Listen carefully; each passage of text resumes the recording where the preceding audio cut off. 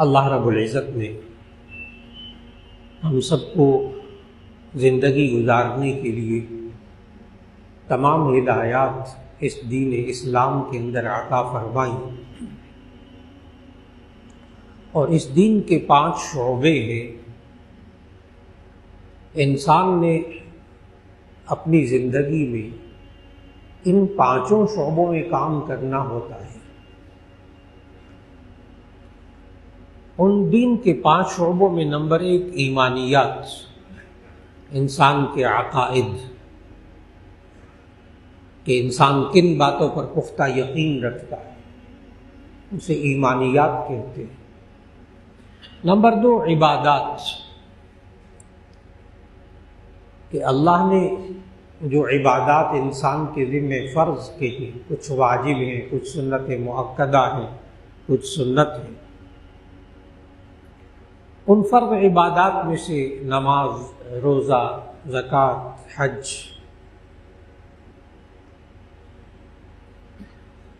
تیسرا شعبہ ہے معاملات کا، لین دین کا، تجارت کا، قرض وغیرہ لینا، ادھار کا لین دین۔ اور چوتھا شعبہ ہے معاشرت کا، رہنا سہنا، کھانا پینا، لباس۔ اور 5واں شعبہ ہے اخلاقیات کا، اخلاق انسان کی پختہ عادتیں، ان کو اخلاق کہتے ہیں۔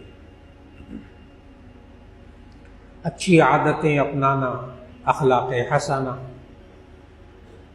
بری عادتوں کو اخلاق رذیلہ کہتے ہیں۔ برے اخلاق، بری عادتیں، تو یہ دین کے 5 شعبے ہیں: ایمانیات، عبادات، معاملات، معاشرت اور اخلاق۔ اب مشکل مسئلہ یہ پیش آ رہا ہے ہمارے معاشرے میں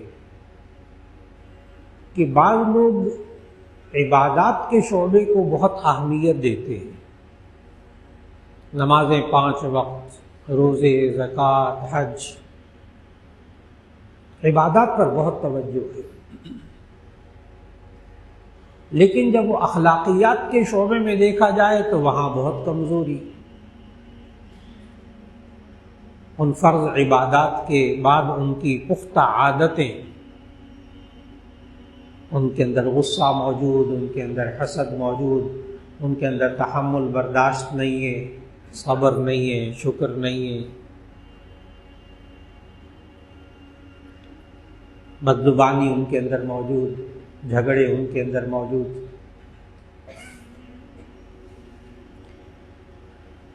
تو یہ بسا اوقات انسان عبادات کی طرف بھرپور توجہ دیتا ہے،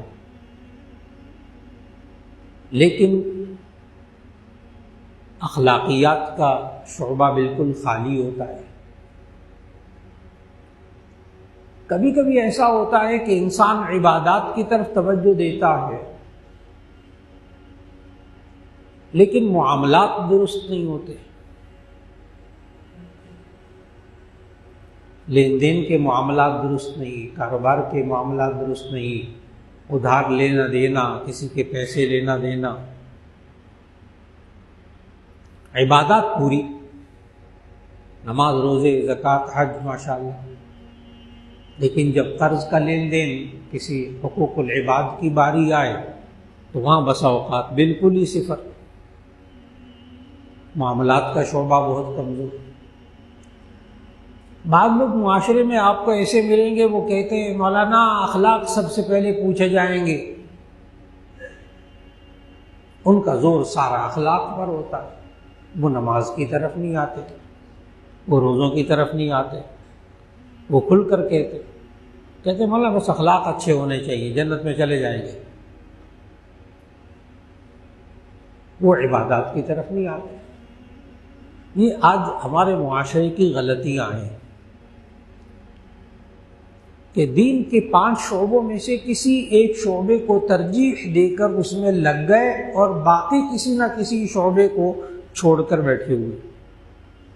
یہ بہت بڑی غلطی ہے، یہ بے دینی ہے، یہ بے دینی ہے۔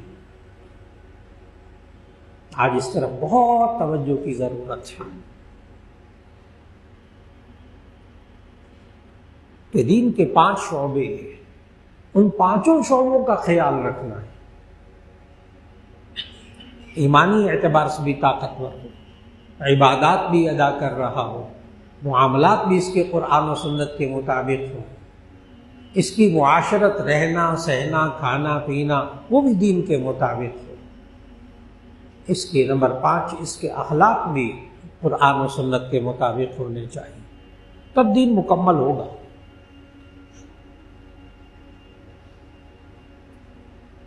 آج کی نشست میں خاص طور پر معاملات کے بارے میں، اس شعبے کے بارے میں بات کرنا مقصود ہے کہ معاملات کو درست کرنے کا طریقہ کیا ہے، معاملات کو ہم دین کے مطابق کیسے بنائیں، اور معاشرے میں کہاں کہاں انسان معاملات کے بارے میں فکر نہیں کرتا،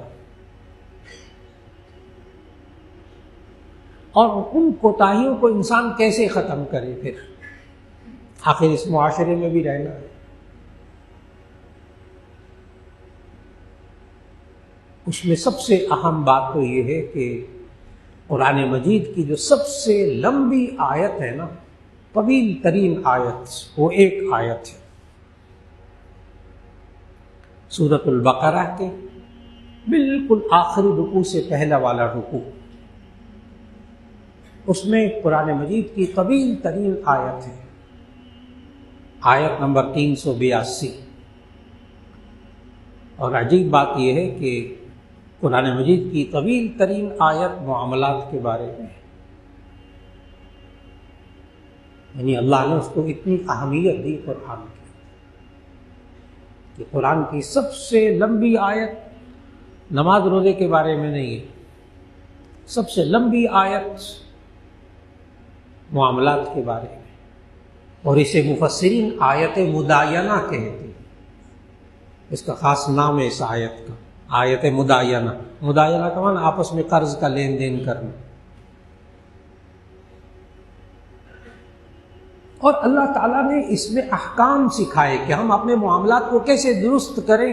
اس طویل آیت میں اللہ نے اصول سکھائے معاملات کو درست کرنے کے،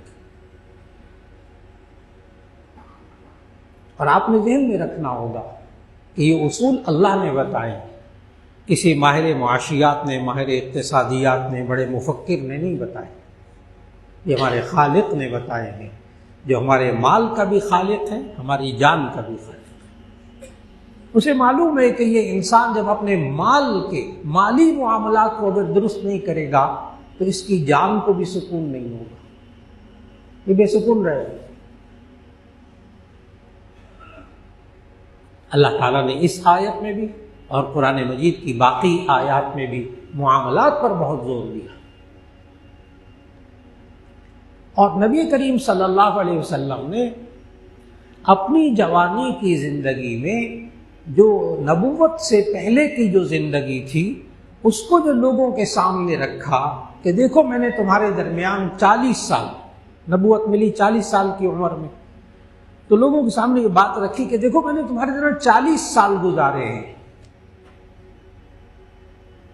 میرے معاملات کیسے تھے، میرے معاملات کیسے تھے۔ اور نبی صلی اللہ علیہ وسلم کے معاملات اتنے شاندار تھے کہ نبی صلی اللہ علیہ وسلم کو کفار مکہ کی طرف سے 2 لقب ملے تھے، کفار مکہ کی طرف سے، صادق اور امین، صادق اور امین، سچا اور امانت دار، یہ کفار مکہ کی طرف سے ملے تھے۔ باقی سب ٹھیک ہے، جو برا بلا کہتے تھے، دین نہیں مانتے تھے، بلا بلا، یہ سب الگ۔ کیا آپ کو عجیب بات نہیں لگتی کہ نبی صلی اللہ علیہ وسلم نے کس طرح مشرکین مکہ کے اتنا تنگ کیا کہ اللہ نے ہجرت کا حکم دے دیا کہ اپنے اس وطن کو چھوڑ دیں اور مدینہ تشریف لے جائیں۔ اتنا اس وقت ارد گرد کے لوگ مشرکین مکہ اتنا تنگ کرتے تھے. اور آپ ہجرت کی رات کو یاد کریں کہ ہجرت کی رات کو نبی صلی اللہ علیہ وسلم نے اپنے گھر میں حضرت علی کرم اللہ وجہہ کو چھوڑا اور فرمایا کہ اے علی تم یہاں رہو، بعد میں آ جانا. یہ جو لوگوں کے میرے پاس مال و دولت قرض کے لین دین وغیرہ ہیں، امانتیں رکھی ہوئی ہیں، یہ اب واپس کر کے پھر آ جانا. وہاں سیرت نگاروں نے لکھا کہ حیرت کی بات ہے، نبی صلی اللہ علیہ وسلم کے دین کو نہیں ماننا، ان کی بات کو نہیں ماننا، لیکن پیسے نبی صلی اللہ علیہ وسلم کے پاس رکھوانے. کیا عجیب بات نہیں؟ ویسے جان کے دشمن، خاندان کے دشمن، دین کے دشمن، پیسے رکھوانے تو نبی صلی اللہ علیہ وسلم کے پاس.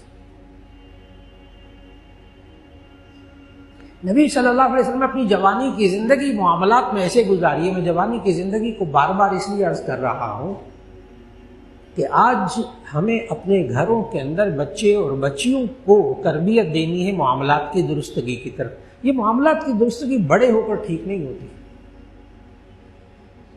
یہ شروع سے ذہن بنانا پڑتا ہے بچے اور بچیوں کا، شروع سے. اور اس میں دو بنیادی صفات معاملات کو درست کرنے کے لیے، صادق اور امین. اپنی نئی نسل کو صادق اور امین بنائیے.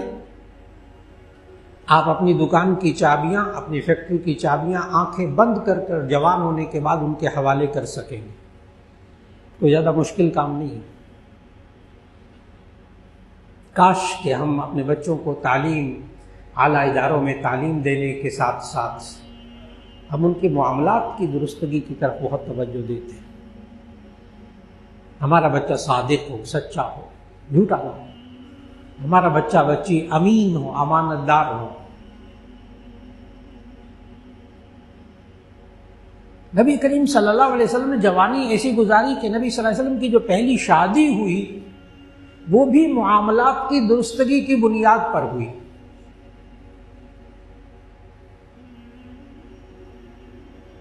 کہ وہ مکہ کی مالدار بیوہ حضرت خدیجہ رضی اللہ عنہا جو بعد میں کہلائی، تو انہوں نے اپنا مال دے دیا کہ آپ جا کر تجارت کریں. نبی صلی اللہ علیہ وسلم جوانی میں تجارت کرتے تھے نبوت سے پہلے. اپنا مال دے دیا اور ساتھ اپنا ایک غلام میسرہ بھی ساتھ کر دیا کہ ذرا دیکھا معاملات کیسے کرتے. تجارت کی نگرانی کے لیے، معاملات کی نگرانی کے لیے حضرت خدیجہ نے پیسہ بھی دیا اور اپنا غلام بھی ساتھ کر دیا. اس غلام نے آ کر بعد میں طویل سفر کیے نبی صلی اللہ علیہ وسلم نے، یمن کے، شام کے، فلاں کے فلاں کے. جب نبی صلی اللہ علیہ وسلم واپس آئے تجارت کر کے تو اس میسرہ غلام نے آ کر رپورٹ دی نبی صلی اللہ علیہ وسلم کے معاملات کی. اس پر حضرت خدیجہ رضی اللہ تعالیٰ عنہ نے نکاح کا خود پیغام بھیجا. آج ہمارے ہاں کیا ہوتا ہے کہ جوان بچے جو شادی کے قابل ہوتے ہیں، مائیں ان کے عیوب چھپا چھپا کر تھک جاتی ہیں جب رشتے کی تلاش میں جاتی. اتنے عیب ہوتے ہیں ان کے اندر. بڑا معاملہ عجیب ہو چکا ہے. یہ ماں باپ جوان اولاد کے عیبوں پر پردہ ڈال ڈال کے رشتے تلاش کرتے ہیں، کیونکہ ان کو خود پتہ ہوتا ہے کہ ہمارے بچے کیسے، نہ یہ سچے ہیں نہ یہ امانت دار ہیں، ہم ان کی تربیت نہیں کر سکے. آج یہ عرض کر رہا ہوں کہ ہم کیسے معاملات کو درست کریں، اس کے لیے پہلے ماں باپ کو اپنے معاملات درست کرنے ہوں گے، پھر اس کے بعد ان کو اپنے بچوں کی گھروں میں ماحول بنانا ہوگا معاملات کو درست کرنے کا. اور اللہ تعالیٰ نے معاملات کو درست کرنے کے لیے پہلا طریقہ یہ بتایا آیت کے اندر، یا ایھا الذین آمنوا اذا تداینتم بدین الی اجل مسمی فاکتبوہ. یا ایھا الذین آمنوا اذا تداینتم بدین الی اجل مسمی فاکتبوہ. اے ایمان والو، تم آپس میں جب لین دین کیا کرو تو لکھ لیا کرو.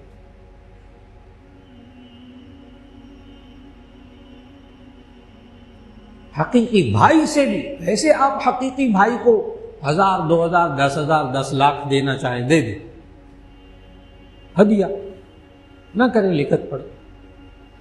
لیکن جب معاملہ کریں، لین دین کریں، قرض دیں، کوئی سودا کریں، کوئی کچھ کریں، اس کو لکھ لیا کریں۔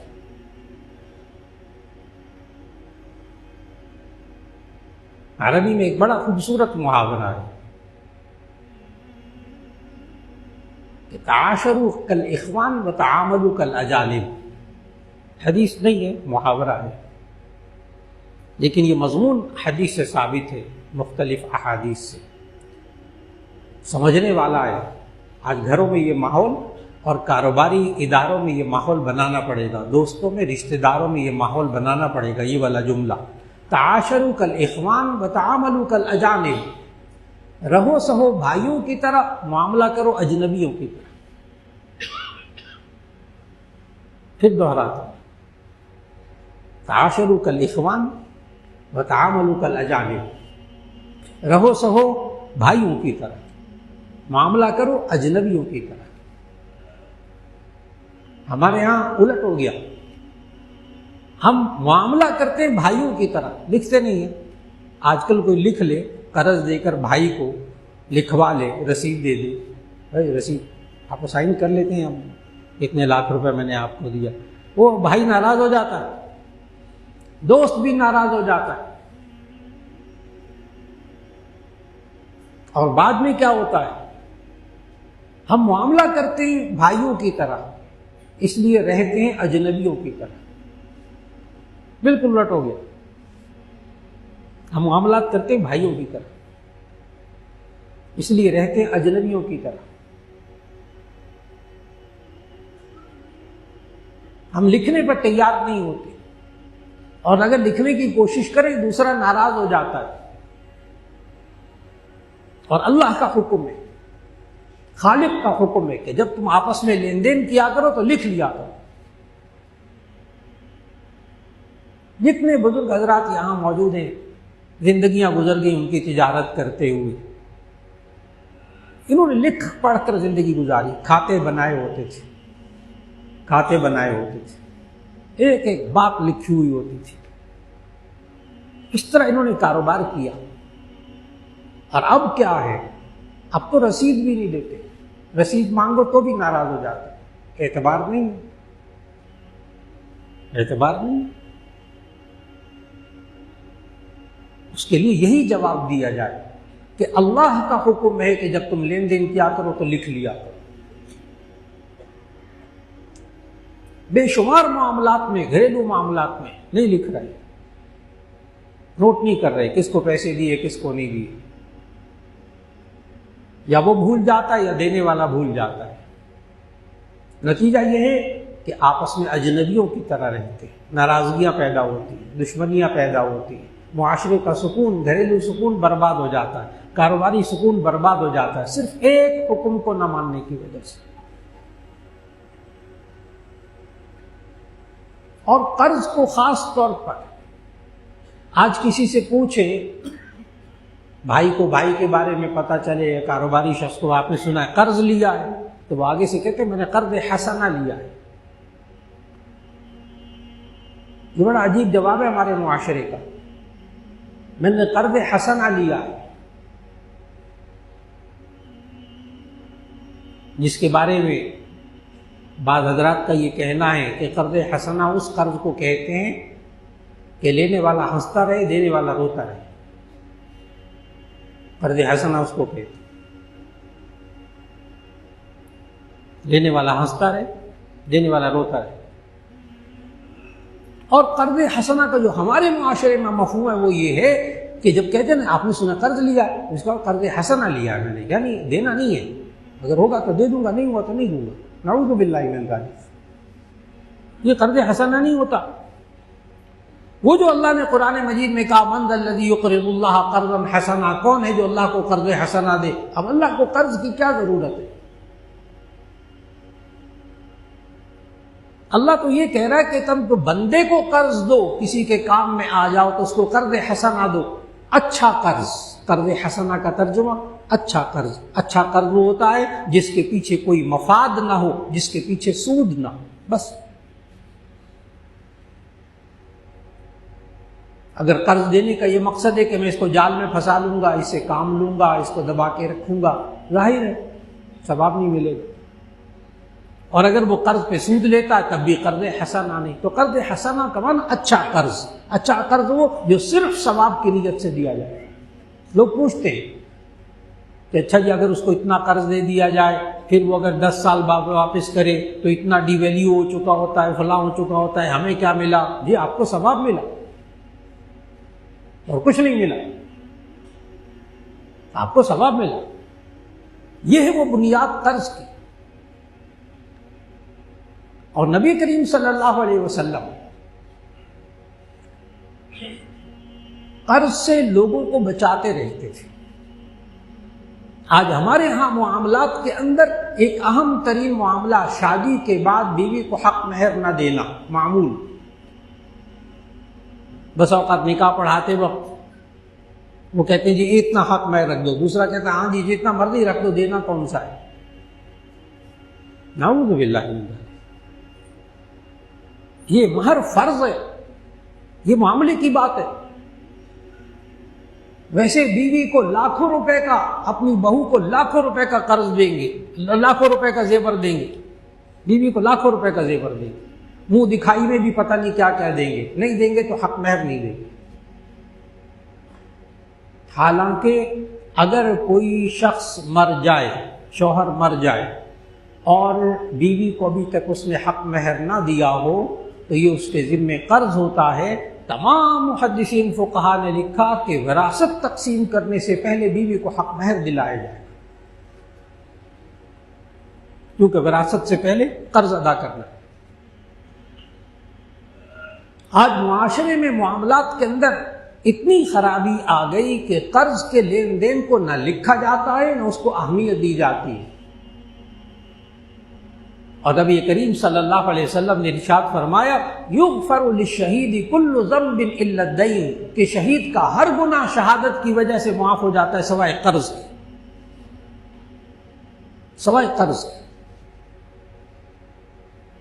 اور جامع ترمذی اور صحاح ستہ کی احادیث پڑھی، وہاں محدثین نے یہ ذکر کیا کہ جب کوئی صحابی کا جنازہ آتا تھا، اب دیکھیے نبی صلی اللہ علیہ وسلم معاملات کے بارے میں کیا تربیت فرماتے تھے. جب کسی صحابی کا جنازہ آتا تھا تو نبی صلی اللہ علیہ وسلم پوچھتے تھے کیا اس پر میت پر کوئی قرض تو نہیں، کوئی قرض تو نہیں.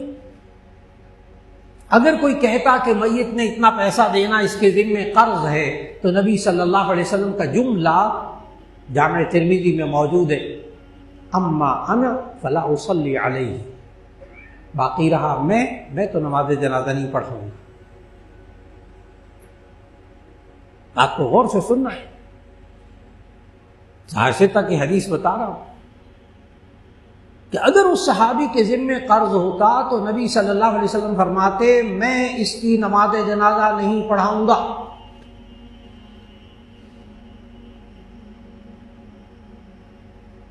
اس کی وجہ محدثین نے لکھی. ابھی میں نے آپ کو حدیث سنائی یغفر للشہید کل ذنب الا الدین، کہ شہید کا ہر گناہ معاف ہو جاتا ہے، قرض معاف نہیں ہوتا. وہ بہرحال دینا پڑتا ہے ورثاء کو کہ وہ دیں اس کے جس کا ہے. بالکل اسی طرح نبی صلی اللہ محدثین فرماتے نبی صلی اللہ علیہ وسلم کیوں نہیں نماز جنازہ پڑھاتے تھے ان صحابی کا جن کے ذمے قرض ہوتا تھا. محدثین نے اس کی وجہ یہ لکھی کہ جس کے لیے نبی صلی اللہ علیہ وسلم دعائے مغفرت کریں نماز جنازہ میں، اللہم اغفر لحینا و میتنا و شاہدنا و غائبنا، ہاں نبی صلی اللہ علیہ وسلم جس کے لیے دعائے مغفرت کریں اس کی تو بخشش ہو جانی چاہیے نا. لیکن قرض تو اللہ نہیں بخشے گا، قرض تو اللہ نہیں بخشے گا. تو پھر نبی صلی اللہ علیہ وسلم کی نماز جنازہ پڑھانے کا فائدہ کیا ہوا جب اس کی بخشش ہی نہ ہوئی، مکمل طور پر بخشش ہی نہ ہوئی، کیونکہ قرض تو معاف نہیں ہوگا. نبی صلی اللہ علیہ وسلم کی نماز جنازہ پڑھانے سے بھی معاف نہیں ہوگا، وہ تو باقی رہے گا. اسی نبی صلی اللہ علیہ وسلم فرماتے تھے میں اما انا فلا اصلی علیہ، باقی رہا میں تو میں نماز جنازہ نہیں پڑھاتا. اس پر پھر احادیث کا تفصیل سے مطالعہ کریں تو معلوم ہوگا کہ وہی موجود صحابہ یہ کہتے تھے یا رسول اللہ صلی اللہ علیہ وسلم ہم اس میت کا قرض ادا کر دیں گے. نبی صلی اللہ علیہ وسلم کو پھر بھی تسلی نہیں ہوتی تھی.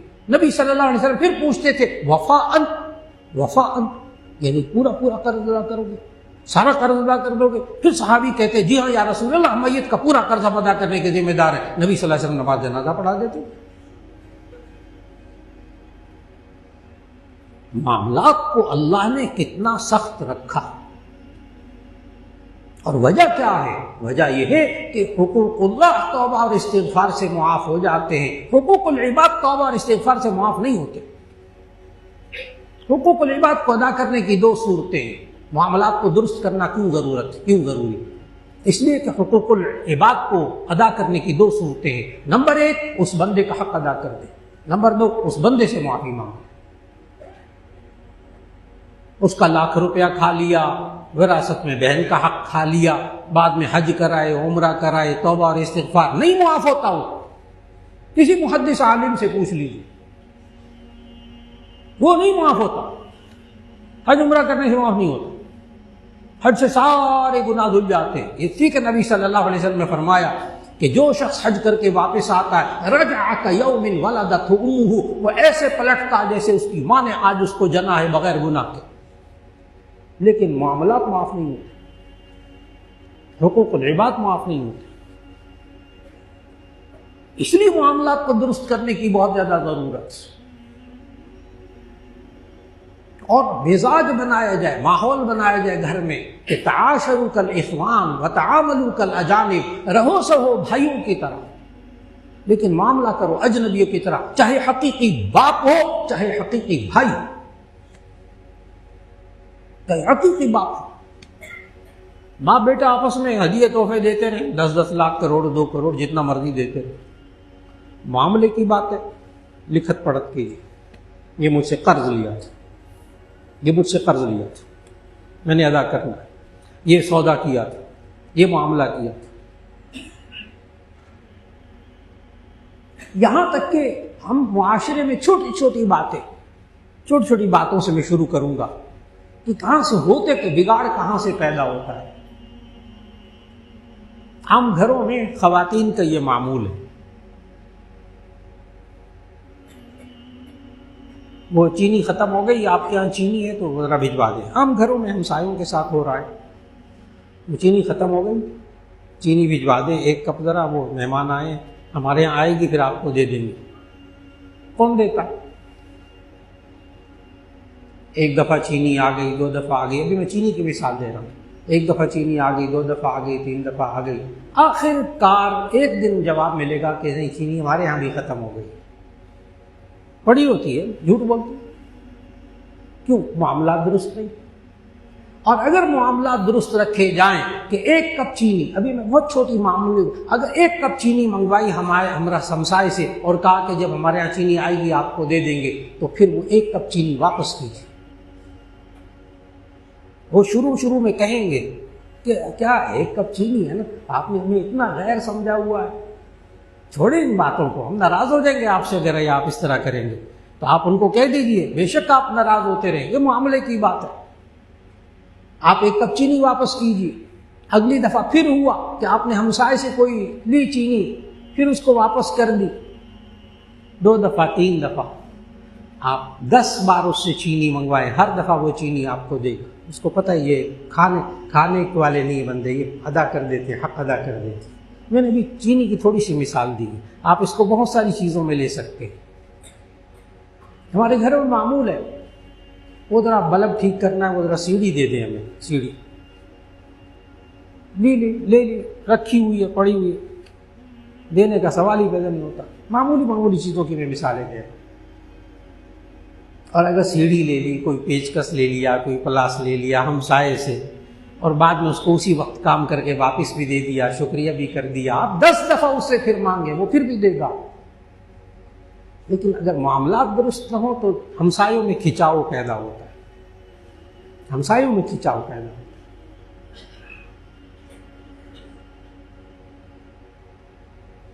آپ نے 20 دفعہ انسان سفر کرتا ہے، 20 دفعہ سفر کرتا ہے،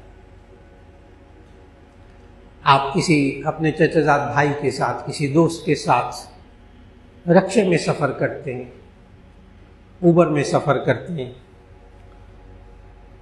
جاتے ہیں، دونوں اترتے ہیں، اترنے کے بعد دونوں جیب میں ہاتھ ڈالتے ہیں، ایک کہتا میں دیتا ہوں پیسے، دوسرا کہتا نہیں میں دیتا ہوں، آخر کار ایک دے دیتے، چلو بات ختم ہو گئی۔ پھر اس کے بعد دوسری مرتبہ سفر پیش آتا ہے، پھر یہی ہوتا ہے، وہی والا بندہ دیتا ہے۔ پھر تیسری مرتبہ سفر پیش آتا ہے، پھر وہی بندہ دیتا ہے۔ آخر کار وہ کہے گا اس بندے کے ساتھ میں نے سفر نہیں کرنا، تو جو دینے والا وہ کہے گا میں نے اس بندے کے ساتھ سفر نہیں کرنا، یہ تو ہمیشہ میرا ہی خرچہ کرواتا۔ یہ ہمارے گھروں میں ہو رہا کہ بچوں کو لے کر نا شوق میں جاتے ہیں سفر کرنے، سیر کرنے جاتے ہیں، کبھی مری جاتے ہیں، کبھی کہیں جاتے ہیں، بھائی کے بھی بچوں کو کھلا کے چلو جی سفر۔ یا تو طے کر لیں معاملے کی بات کہ یہ میں لے کر جا رہا ہوں، سارا ٹکٹ، کھانا پینا، سب خرچہ ورچہ سب میں کروں گا، یہ میری طرف سے ہدیہ ہے۔ کھل کر بولے، معاملہ کریں کھل کر، یہ جو نا گول مول باتیں، چلے جی چلے سفر پہ چلے۔ اب وہ ٹکٹ کوئی اور دے رہا ہے، کھانے کا خرچہ کوئی اور کر رہا ہے، فلاں کا خرچہ کوئی اور کر رہا ہے، دلوں میں دوریاں پیدا ہو رہی ہیں۔ وہ کہتا ہے بس لے تو گیا تھا پچھلی دفعہ، سارا خرچہ مجھے ہی کرنا پڑا تھا، اب آئندہ نہیں لے کے جانا، اس کے بچوں کو نا آئندہ نہیں لے کے جانا، سارا خرچہ میرے اوپر ڈال دیا۔ اللہ کے بندے پہلے معاملہ کیوں نہیں واضح کیا کہ ہم کس طرح جائیں گے، کیا صورت ہوگی، کون خرچہ کرے گا؟ ایک کو امیر بنایا جائے کہ جی آپ امیر ہیں، آپ سارا خرچہ کریں گے، واپس آ کر ٹھیک ہے ایک بندہ خرچہ کرتا رہے، واپس آ کر جب سفر سے بیوی بچوں کو سیر کرا کے، مختلف بھائیوں کے بچوں کو سیر کرا کے واپس آئیں تو آ کر حساب کریں اور حساب کر کے بتائیں کہ فی کس اتنا بندہ خرچہ ہوا، ادائیگی کریں، پھر سارے آپ کے ساتھ جانے کو تیار رہیں گے۔ کیوں؟ اس بندے کے معاملات درست۔ میں نے کہا کہ آج معاملات درست ہو، بھائی بہن ساتھ رہنے کی کوشش کرتے ہیں، ساتھ سفر کرنے کی کوشش کرتے ہیں، نہیں ان کے ساتھ رہ کر بڑا سکون رہتا ہے، برابر برابر خرچہ ہوتا ہے، کسی ایک اوپر خرچہ نہیں آتا، لیکن کب؟ جب معاملات درست ہوتے ہیں۔ پھر نبی کریم صلی اللہ علیہ وسلم نے ہمیں زندگی میں سمجھایا خود عمل کر کے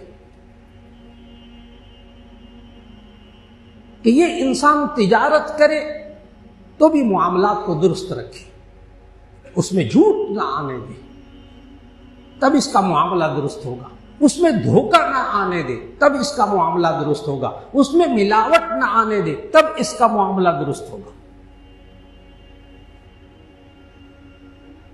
یہ انسان ناپ تول میں کمی نہ کرے، معاملات کے اندر ناپ تول میں کمی کرنا یہ بھی انسان کو آج اعتماد کو بھی ختم کرتا ہے۔ اللہ تعالیٰ نے قرآن مجید کے اندر قوم شعیب کی یہ عادت بتائی تھی، شعیب علیہ السلام کی قوم کی، وَإِذَا قَالُوهُمْ أَوْ وَزَنُوهُمْ يُخْسِرُونَ، جب یہ وزن کرتے تھے، تولتے تھے یا پیمانے کو، وہ یہ کمی بیشی کرتے تھے۔ پھر اللہ نے سورۃ المطففین میں بتایا وَيْلٌ لِّلْمُطَفِّفِينَ إِذَا اكْتَالُوا عَلَى النَّاسِ يَسْتَوْفُونَ وَإِذَا قَالُوهُمْ أَوْ وَزَنُوهُمْ يُخْسِرُونَ، کہ یہ لوگ جب لوگوں سے لیتے پورا پورا لیتے ہیں اور جب دینے کی باری آتی ہے تو ناپ تول میں کمی کرتے ہیں۔ اور ایک عجیب بات یہ ہے کہ نبی کریم صلی اللہ علیہ وسلم جب یثرب میں آئے ہجرت کر کے، یثرب مدینہ منورہ کا پرانا نام، یہ بھی قرآن مجید میں نام موجود ہے، یثرب مدینہ شریف کا پرانا نام، یا اہل یثرب لا مقام لکم فارجعوا۔ تو یثرب میں جب نبی صلی اللہ علیہ وسلم تشریف لائے، یعنی مدینہ شریف میں، تو سیرت نگار لکھتے ہیں کہ مدینے کے لوگ اسی شعیب علیہ السلام والی کیفیت میں مبتلا تھے، ناپ تول میں کمی کرتے تھے۔ نبی صلی اللہ علیہ وسلم جب ہجرت کر کے یثرب میں آئے تو وہاں کے لوگ بھی ناپ تول میں کمی کرتے تھے، ان کے معاملات درست نہیں تھے، اور دھوکہ دینا ان کا معمول بن چکا تھا تجارت کے اندر۔ چنانچہ نبی کریم صلی اللہ علیہ وسلم نے کیسے معاملات کو درست کیا کہ خود نبی صلی اللہ علیہ وسلم منڈی میں جاتے تھے، بازار میں جاتے تھے، اور حدیث میں موجود کہ ایک صحابی نے ڈھیر لگایا ہوا تھا، گندم بیچ رہا تھا، گندم وہاں مدینہ میں بڑی مہنگی اس وقت، وہاں کی پیداوار نہیں تھی نا، کھجوریں سستی، گندم مہنگی، بڑی مہنگی چیز تھی۔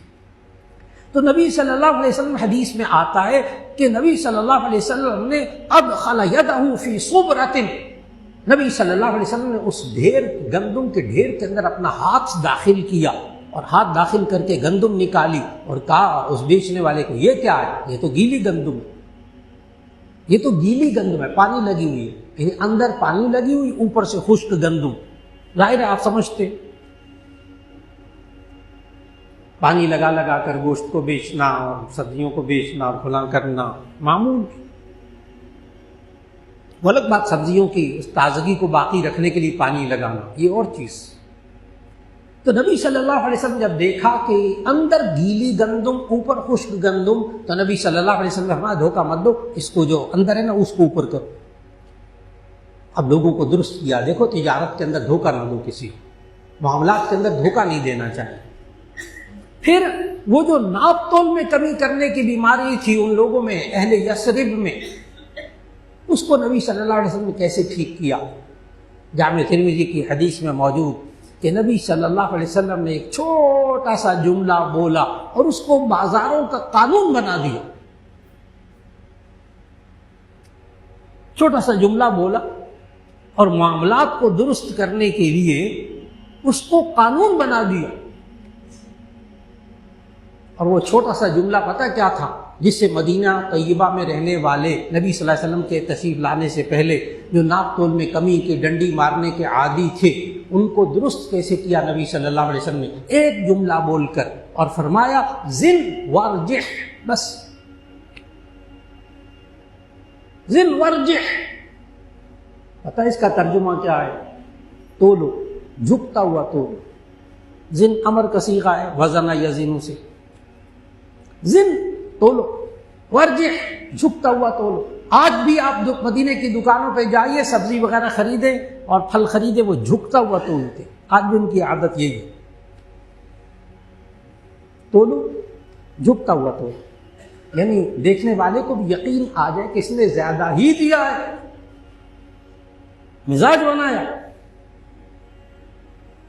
اب آپ کے ذہن میں بھی بات آ رہی ہوگی، لیکن تاجر حضرات سمجھتے ہیں سب، باقی عوام کے ذہن میں بات آ سکتی ہے کہ جی اگر ہر ایک کو ہم جھکتا ہوا دیں گے یعنی زیادہ دیں گے، تو ایک بندہ اگر منڈی سے 20-25 کلو اگر آلو لے کر آیا ہے، سبزی لے کر آیا ہے، تو اگر ہر ایک کو وہ جھکتا ہوا تول کر دے گا تو اس کو پوری کیسے پڑے گی؟ بھئی وہ 20 کلو لے کر آیا ہے اور اگلوں کو 22 کلو دے گا، کیسے دے گا؟ اس کا جواب تاجر حضرات کے ذہنوں میں تو موجود ہے کہ وہ ریٹ فکس کر لے، اپنا منافع اس میں متعین کر لے، پھر جھکتا ہوا تولے گا تب بھی اس کو فائدہ ہی ہوگا۔ یہ نبی صلی اللہ علیہ وسلم نے نظام بنایا۔ پھر نبی صلی اللہ علیہ وسلم نے سمجھایا کہ جب تم معاملہ کرو تو آپس میں وَشْهِدُوا، اللہ نے اس آیت مداینہ میں اصول سکھایا، وَشْهِدُوا إِذَا تَبَايَعْتُمْ، جب تم آپس میں بیع کیا کرو، لین دین کیا کرو، تو اگر معاملہ ہو تو ایسی صورت میں تم اس کو گواہ بنا لیا کرو، 2 بندے گواہ بنا لیا کرو، کوئی اہم معاملہ ہے اس میں آپ گواہ بنا لیجیے۔ آج گواہ بنانے کو بھی بڑا برا سمجھا جاتا ہے کہ ہم کوئی غیر ہے، اپنے لوگ ہیں، کیا ہے بیچ میں اسٹامپ پیپر پر لکھو، یہ لکھو وہ لکھو، گواہ بنا، ہو گئے بس ہم آپس میں بھائی بھائی بس ہو گئے، مسلمان بھائی ہیں، اس لیے رہتے اجنبیوں کی طرح ہے۔ تو آج کی پوری گفتگو کا خلاصہ کہ اللہ رب العزت نے ہمیں دین کے 5 شعبے سکھائے ہیں قرآن کے اندر۔ نمبر 1 ایمانیات، نمبر 2 عبادات، نمبر 3 معاملات، نمبر 4 معاشرت، نمبر 5 اخلاق۔ اور آج عبادات میں تو بڑی توجہ، لیکن معاملات کی طرف توجہ نہ ہونا آج یہ لمحہ فکریہ ہے۔ اللہ رب العزت ہم سب کو، ہم اگر کاروبار کرتے ہیں، ہم دفتری امور میں ہیں، ہم گھریلو امور میں ہیں، یا آپس میں حقیقی بھائی لین دین کرتے ہیں، رشتہ دار لین دین کرتے ہیں، کوئی ہم سودا کرتے ہیں، کوئی گھر بیچنے کا کرتے ہیں، کوئی پیسوں کا قرض لین دین کرتے ہیں، تو اللہ ہمیں ان معاملات کے اندر اللہ کے احکامات کو پورا کرنے کی توفیق عطا فرما دے اور ہمیں اپنے معاملات درست کرنے کی توفیق عطا فرما دے۔ دعا فرما لیجیے گا۔ الحمدللہ رب العالمین، اللہم صلی علی سیدنا و مولانا محمد وعلی آل سیدنا و مولانا محمد وبارک وسلم۔ ربنا آتنا فی الدنیا حسنۃ وفی الآخرۃ حسنۃ وقنا عذاب النار۔ یا اللہ ہمارے گناہوں کو معاف فرما، ہماری لغزشوں کوتاہیوں کو معاف فرما۔ یا اللہ قرآن و سنت کے مطابق زندگی گزارنے کی توفیق عطا فرما۔ یا اللہ جو قرض دار ان کو قرضہ ادا کرنے کے لیے یا اللہ غیب سے نظم فرما دے۔ یا اللہ ہمیں اپنے معاملات کو درست کرنے کی توفیق عطا فرما دے۔ یا اللہ معاملات کے درست نہ ہونے کی وجہ سے جو آج دلوں میں دوریاں پیدا ہو گئیں، بد اعتمادی آ گئی، یا اللہ سکون برباد ہو گیا، یا اللہ ہمیں تمام غلطیوں کو معاف فرما دے اور آئندہ اپنے معاملات کو درست کرنے کی توفیق عطا فرما دے۔ یا اللہ جو بیمار ہے سب کو شفا عطا فرما۔ خصوصاً دعا فرمائی گا حضرت مولانا فضل الرحیم صاحب دامت برکاتہم، چند دن پہلے اسپتال سے واپس آئے ہیں، اللہ تعالیٰ ان کو کامل شفا عطا فرما دے۔ یا اللہ اور بھی جو بیمار ہیں ایک ایک کو شفا عطا فرما، جو پریشان حال ہیں ان کی پریشانیوں کو دور فرما۔ اور یا اللہ ہمارے اس ملک پاکستان کو اندرونی اور بیرونی سازشوں سے اس کی حفاظت فرما۔ یا اللہ دشمن ملک یا اللہ اس وقت نظریں جمائے ہوئے نقصان پہنچانے کے در پہ، اے اللہ اس ملک کی حفاظت فرما۔ یا اللہ افواج پاکستان کو ہمت عطا فرما، تمام پوری قوم کو یا اللہ پوری قوم کو افواج پاکستان کا ساتھ دینے کی توفیق عطا فرما اور ہمیں سب کو یکجہتی عطا فرما دے، پوری قوم کو ایک قوم مضبوط قوم بننے کی اور ایمانی قوت کے ساتھ ایک یا اللہ سیسا پلائی ہوئی دیوار کی طرح بننے کی توفیق عطا فرما دے، اور یا اللہ ہم سب کی دعاؤں کو قبول فرما لے۔ وصلی اللہ تعالی علی خیر خلقہ محمد وآلہ واصحابہ اجمعین برحمتک یا ارحم الراحمین۔